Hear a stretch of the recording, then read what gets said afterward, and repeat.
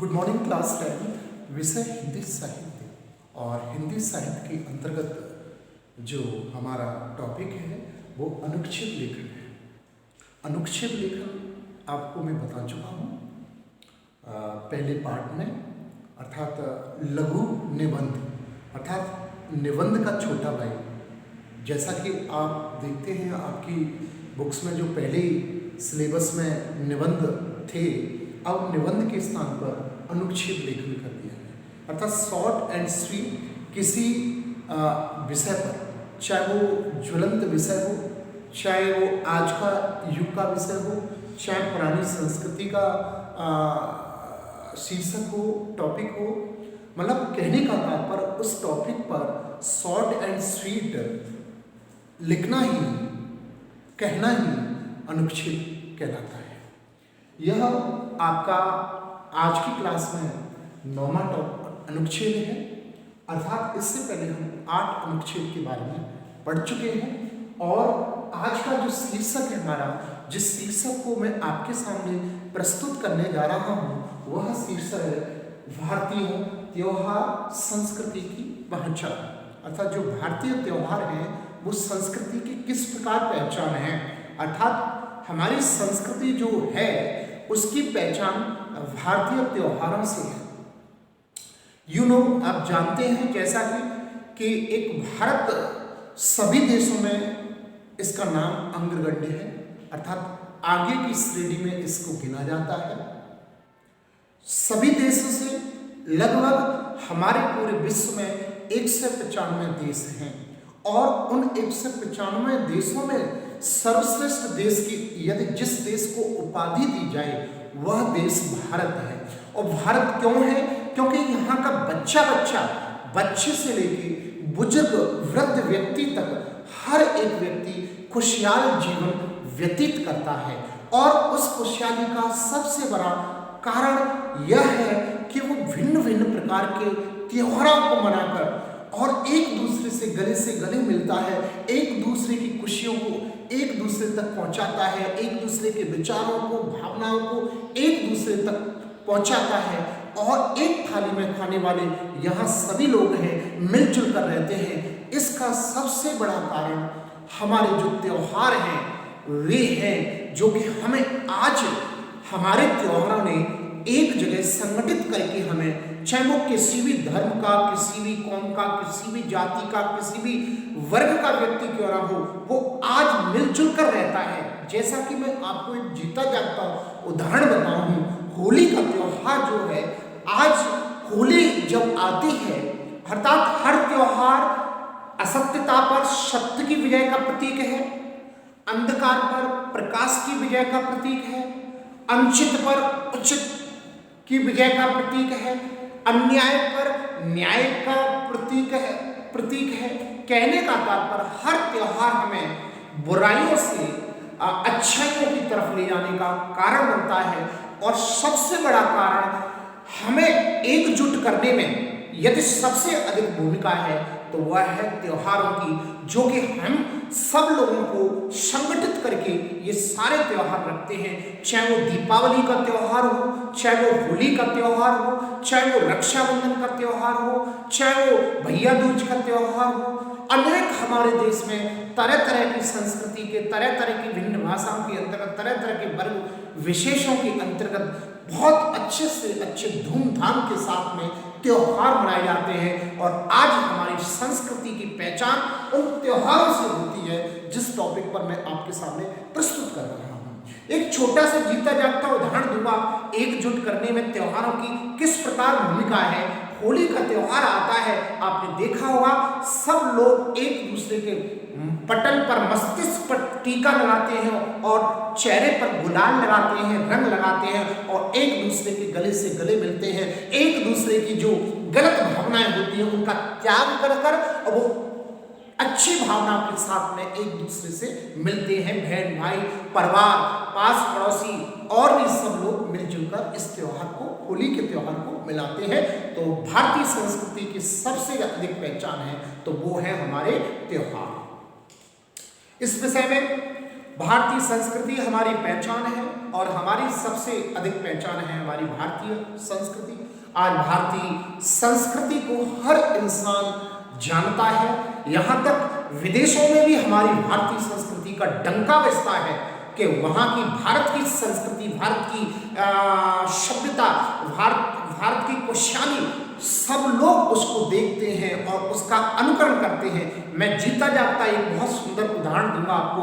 आज वृंदावन में जाइए, आप इस्कॉन टेम्पल पर जाइए, वृंदावन में जाइए, आज बाहर से न जाने किस किस देश से, अमेरिका, रूस, फ्रांस, ऑस्ट्रेलिया, जापान, वहाँ के अंग्रेज लोग, और वो हमारे प्राचीन, हमारी संस्कृति को, हमारी भूधरा वसुंधरा की जो सच्ची जो संस्कृति है उसको अपना रहे हैं। विदेशी महिलाएं आज हमारी भारतीय पद्धति को, भारतीय सभ्यता को इस प्रकार अपना रहे हैं कि आप उनको देखकर आप ये महसूस ही नहीं कर सकते हैं कि विदेशी लोग हैं, ये भारतीय संस्कृति के लोग हैं, क्योंकि उन्होंने भारतीय सभ्यता के हर एक चीज का इस तरीके से अनुकरण किया है, पहनावे का अनुकरण, बोलने का अनुकरण, पूजा से संबंधित अनुकरण, यह सब कुछ आप वृंदावन के इस्कॉन टेम्पल पे अंग्रेजों के द्वारा जो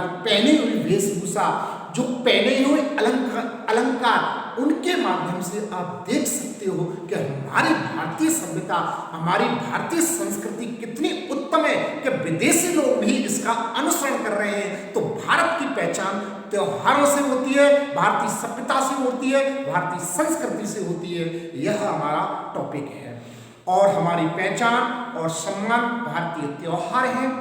त्योहार या पर्व उल्लास, परंपरा, आनंद और मित्रता के सूचक होते हैं। जो त्योहार होते हैं वो आनंद के सूचक होते हैं, वो एकजुट करने के सूचक होते हैं, वो एक दूसरे की खुशी एक दूसरे तक पहुंचाने के सूचक होते हैं। तो त्योहार में सबसे बड़ी भूमिका यही होती है। त्योहार सामाजिक मूल्यों के द्योतक है और सामाजिक मूल्य हमें यदि प्राप्त करने हैं तो वो हमारी भारतीय सभ्यता, भारतीय पहचान, संस्कृति के पहचान के माध्यम से आप प्राप्त कर सकते हैं। जीवन में त्योहारों का बहुत महत्व है। हमारे जीवन में त्योहारों का बहुत विशेष महत्व है और त्योहार हर एक चीज को हमेशा देते हैं, हर एक नया ज्ञान देते हैं, नए उद्देश्य और लक्ष्य की प्राप्ति कराते हैं। त्योहार, हर त्योहार कुछ न कुछ नया हमें देता है, खुशी के साथ में, आनंद के साथ में, संगठन के साथ में, इससे भी बेहतर कुछ न कुछ नया देने की हर एक त्योहार, चाहे वो दीपावली का त्योहार हो, चाहे वो भैया दूज का त्योहार हो, चाहे रक्षाबंधन का त्योहार हो, चाहे वो स्वतंत्रता दिवस का त्योहार हो, चाहे वो 15 अगस्त का 26 जनवरी का त्योहार हो, उत्सव हो, महोत्सव हो, ये सारे जितने भी उत्सव, महोत्सव, त्योहार है वो एक न एक नया ज्ञान और नई खुशहाली हमें देने की पूरी भरसक कोशिश करते हैं। हमारे देश में धार्मिक, सामाजिक, राष्ट्रीय, जातिगत त्योहार मनाए जाते हैं। प्रत्येक त्योहार का अपना महत्व एवं रूप है। जैसा कि मैंने कहा, दीपावली, दशहरा, होली, रक्षाबंधन, ईद आदि त्योहार धार्मिक एवं सामाजिक है। गणतंत्र दिवस, स्वतंत्रता दिवस, गांधी जयंती हमारे प्रमुख राष्ट्रीय त्योहार हैं। पोंगल, ओणम, बैसाखी, वसंत पंचमी किसी स्थान विशेष की संस्कृति संबंधित त्योहार है। भारत में पर्व मनाने की परंपरा अत्यंत प्राचीन है और जो हमारे जिन पर्वों को हम लोग मनाते हैं उसकी परंपरा ऐसा नहीं है कि आज से परंपरा है। इसकी परंपरा बहुत प्राचीन काल से चली आ रही है। हमारी न जाने कितनी पीढ़ियां इन सारे त्योहारों को मनाती आ रही हैं। और दक्षिण की तरफ आपने देखा हुआ पोंगल का त्यौहार और बैसाखी का त्यौहार आपका पंजाब वगैरह क्षेत्रों में, और खिचड़ी जो भी है, और आपका राजस्थानी त्यौहार तरह तरह के मनाए जाते हैं। अपने उत्तर प्रदेश में तरह तरह के त्यौहार मनाए जाते हैं। अर्थात पूरे भारत में बहुत अच्छे अच्छे तरीके के त्यौहार, जितने भी इसमें प्रदेश हैं उन प्रदेशों में अच्छे अच्छे नए नए त्यौहार मनाए जाते हैं।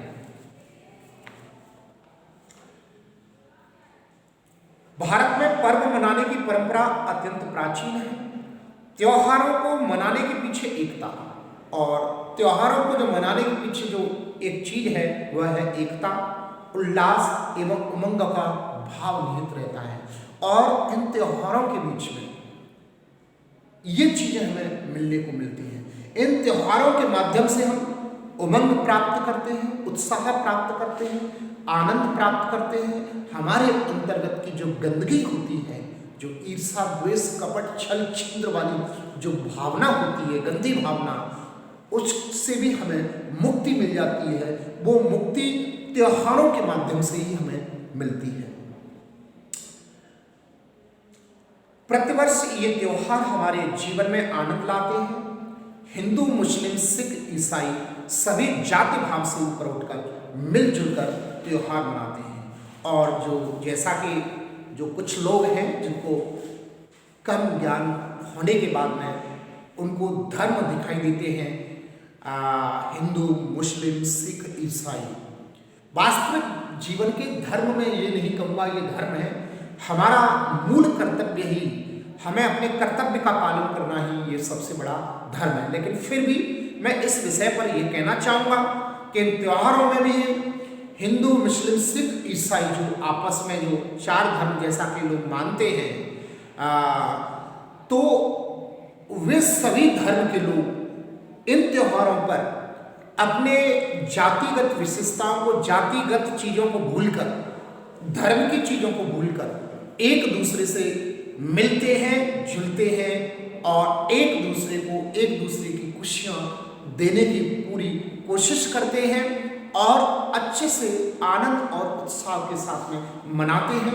किसी प्रकार का कोई एक दूसरे से भेदभाव नहीं होता है। हिंदू मुस्लिम से मिलता है, मुस्लिम हिंदू से मिलता है, हिंदू से सिख मिलता है, सिख से मुस्लिम मिलता है, मुस्लिम से हिंदू मिलता है।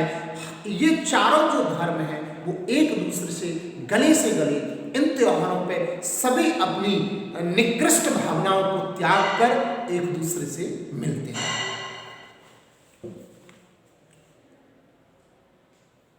त्योहार हमें एकता और अखंडता बनाए रखने का संदेश देते हैं। और जो त्योहार है, हर एक त्योहार, किसी भी आप एक त्योहार को ले लीजिए, हर एक त्योहार जो होता है वो हमें एकता और अखंडता की प्राप्ति कराते हैं।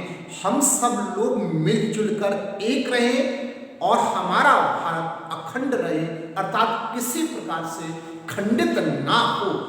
यह शिक्षा हमें त्योहारों से ही प्राप्त होती है। हम सबको एक करने में, एकजुट करने में, संगठित करने में सबसे अधिक यदि भूमिका है तो वो त्योहारों की है। क्योंकि व्यक्ति सारी चीजों को भूलकर त्योहारों पर एक दूसरे से मिलते हैं और खुशी का इजहार करते हैं और सारे त्योहारों को मिलजुल कर मनाते हैं। धीरे धीरे समय के परिवर्तन के साथ इन त्योहारों को मनाने का स्वरूप ही बदलता जा रहा है। आप जानते हैं कि जो जैसे जैसे समय बढ़ता जा रहा है, कलयुग आता जा रहा है, लोगों की मानसिकताएं बदलती जा रही हैं, उनके विचार बदलते जा रहे हैं। विचारों के साथ में उनके क्रियाकर्म, उनके गुण धर्म सभी बदलते जा रहे हैं। देखो, त्योहार अपने आप में कोई इंसान नहीं है। त्योहार जो होते हैं हमारे और तुम्हारे पर डिपेंड होते हैं। हम तुम ही त्योहार हैं। हम जिस प्रकार उस त्योहार का स्वरूप रखना चाहें उस प्रकार हम उस त्योहार का रूप रख सकते हैं। अर्थात यह सब कुछ हमारे ऊपर डिपेंड होता है कि हम उन त्योहारों को किस प्रकार मनाएं, हमारे उन त्योहारों पर मानसिकता कैसी हो।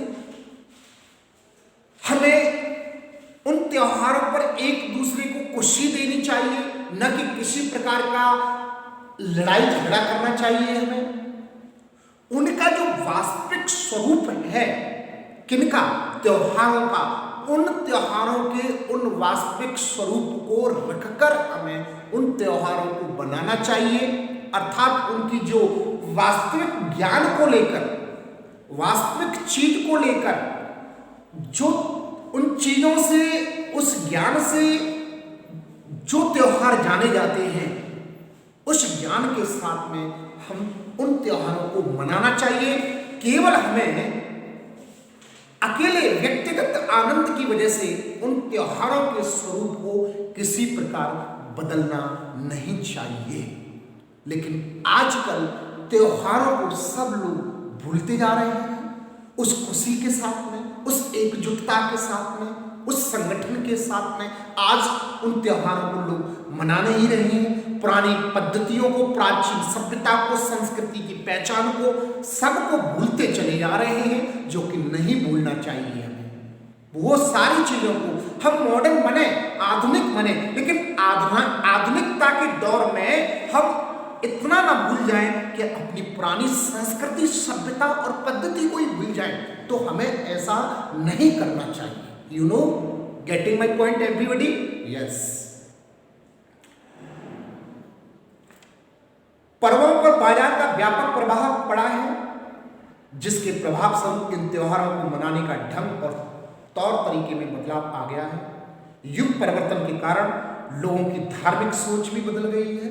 धार्मिक सोच, जो धर्म के प्रति हमारी जितनी अच्छी सोच होनी चाहिए उतनी अच्छी सोच नहीं रही है। विशेष रूप से युवा वर्ग का प्राचीन भारतीय संस्कृति से लगाव कम होता जा रहा है। मैंने कहा वही बात निकल के आई। विशेषकर 63% युवा प्रधान देश है। यू नो, जो युवा प्रधान देश है, हमारे युवा जो पीढ़ी है वह अपनी पुरानी पद्धति को, पुरानी सभ्यता को, प्राचीन संस्कृति को भूलते चली जा रही है। वो आधुनिकता के दौर में इतना जी रही है कि वास्तविक अपनी जो पहचान है, हमारे भारत देश की पहचान है, भारत में रहने वालों की जिस चीज से पहचान है, आज उसको भूलते चले जा रहे हैं पाश्चात्य सभ्यता को अपनाने से। पाश्चात्य संस्कृति से अत्यधिक प्रभाव होने के कारण त्योहारों को मनाने का ढंग भी बदल गया है। लोगों की जीवन शैली इतनी व्यस्त हो गई है कि समय का अभाव होता जा रहा है, और लोग इतने व्यस्त हो गए हैं कि उनके पास में उन त्योहारों को मनाने का समय ही नहीं है। व्यस्त इतने हो गए, अपने आप को इतना व्यस्त कर दिया है फालतू के कामों में। कुछ तो अच्छे कार्य हैं, अच्छे कार्यों में अपने आप के समय को व्यतीत करते हैं, लेकिन कुछ गलत कार्यों में अपने समय को व्यर्थ में गुजारते हैं। तो इस कारण से त्योहारों के प्रति जो मौलिक भौतिकता होनी चाहिए वह समाप्त होती जा रही है। औपचारिकता के लिए त्योहार मनाए जाने लगे हैं, केवल औपचारिकता निभाई जा रही है सभी त्योहारों पर। मैं देख रहा हूँ, युवा पीढ़ी को भी देख रहा हूँ, गांवों में देख रहा हूँ, शहरों में देख रहा हूँ, सब जगह देख रहा हूँ। लोग जो वास्तविक त्योहारों को जिस तरीके से मनाना चाहिए उस तरीके से वो नहीं मनाए जा रहे हैं। केवल औपचारिकताएं हैं, फॉर्मेलिटी पूरी की जा रही है।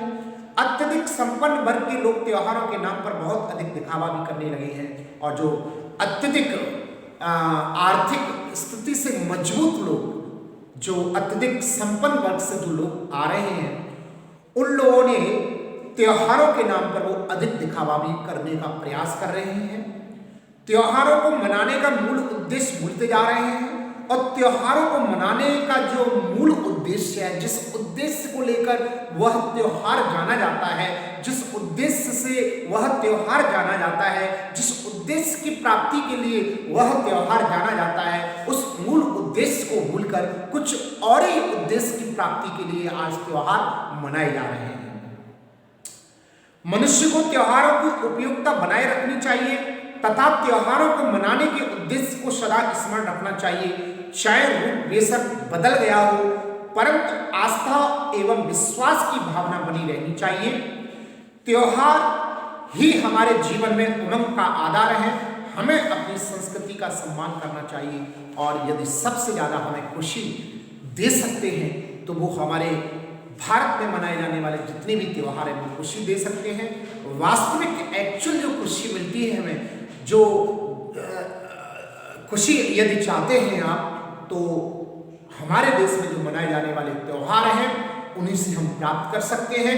हम अपने मूल उद्देश्य को, जो त्योहारों का मूल उद्देश्य है, उसको न भूलें, प्राचीन सभ्यता को न भूलें, पहचान, जो संस्कृति जिस पहचान से जानी जाती है उस पहचान को न भूलें।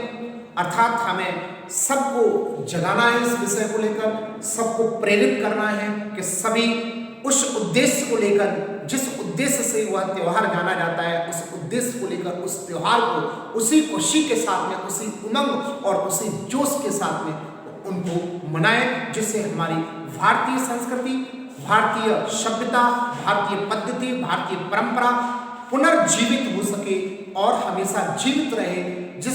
जिस चीज से हमारा आज हिंदुस्तान, भारत देश, हमारा देश जहान हमारा जाना जाता है, वो सारी चीजें हमारी यों की यों बनी रहे। जो हमारा देश सोने की चिड़िया कहलाता था, आज उसी सोने की चिड़िया से यह हमारा भारत देश जाना जाए। इन्हीं शब्दों के साथ में मैं यह आपका टॉपिक जो है आज का, भारतीय त्योहार संस्कृति की पहचान, वास्तविक अब तक मैंने आपके सामने जो कुछ कहा है, जो कुछ भी पढ़ा है, मुझे पूर्ण विश्वास हो जाता है इस शीर्षक पर कि वास्तविक जो भारतीय त्योहार है वो हमारे भारत की संस्कृति की पहचान है, जिससे आज हमारा देश विश्व में, पूरे विश्व में 195 देश हैं लगभग हमारे पूरे विश्व में, उसमें यदि जाना जाता है तो हमारी भारतीय त्योहार, भारतीय संस्कृति की वजह से आज हमारे देश को सभी लोग जानते हैं।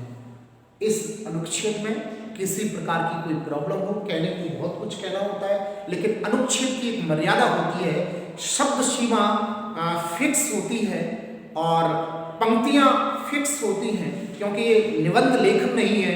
ऐसे में अधिक लिखना होता है, अधिक बोलना होता है, बट अनुच्छेद जो होता है वो निबंध का छोटा भाई होता है। इसमें कम शब्दों में शॉर्ट एंड स्वीट कहना होता है, इसलिए मैंने शॉर्ट एंड स्वीट रूप से आपको भारतीय त्योहार संस्कृति की पहचान के बारे में बता दिया। जब कभी भी आपकी क्लास में समय मिलेगा या कभी मिलेगा, उस समय में आपके सामने विस्तृत रूप से बताऊंगा। Thank you, all the best, may God bless you.